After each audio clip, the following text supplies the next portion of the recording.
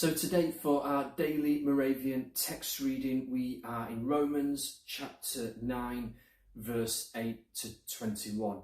Some really tricky ideas and concepts in yesterday's reading, in today's reading. We're going to continue to pick up on those ideas in Romans 11 around Israel, the Jewish people, the old covenant people of God, and the church, the non-Jewish people, the new covenant people of God, and how those two groups relate together. And so I just want to draw out a couple of points to help us try and get our heads around the passage. That's part of the purpose of working through the Moravian text, to help us understand Scripture a little bit more. But when it comes to Israel, please hear me, I am not in any way professing that I understand it all, although I am learning and I do enjoy the debate.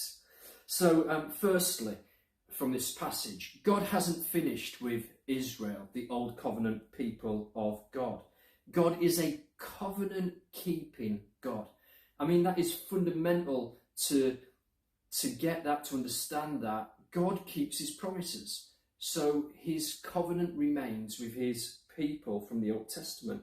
Romans 11 verse 1, Paul will say that God has not rejected Israel. So God has not finished with Israel. Number two, not all of Israel are Israel. Verse 6, we read that today. The true Israel, the remnant of Israel, as Paul talks about in Romans 9:27. In the Old Testament, there are numerous stories that are archetypal stories where sons are born, numerous sons are born, but not all of those sons were chosen.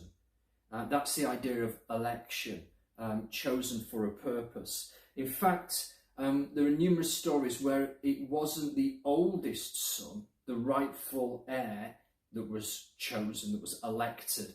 This idea of birthright. So we see that story with Jacob and Esau, which is in today's passage, but think of King David, think of Joseph.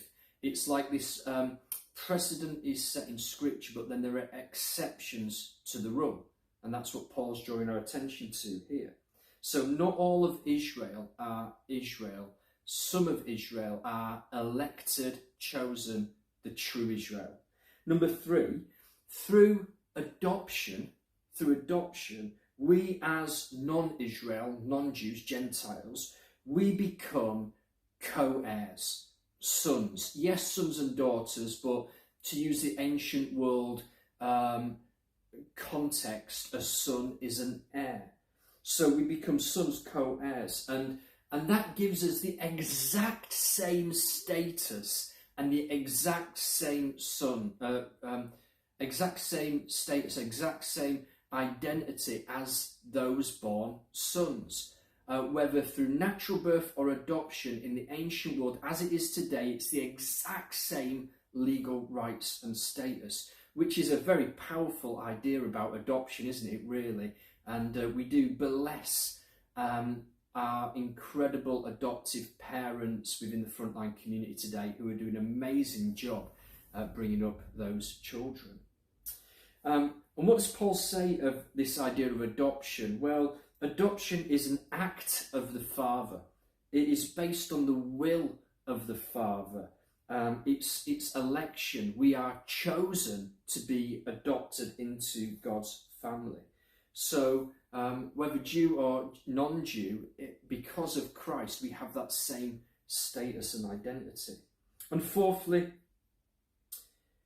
whether we are new covenant people of God or whether we are the remnant of Israel, the true Israel, verse 16, it is not dependent on man's desire or man's effort, but on God's mercy. So neither group could earn it, neither group deserve it, but it's based on the mercy of God, it's based on the grace of God.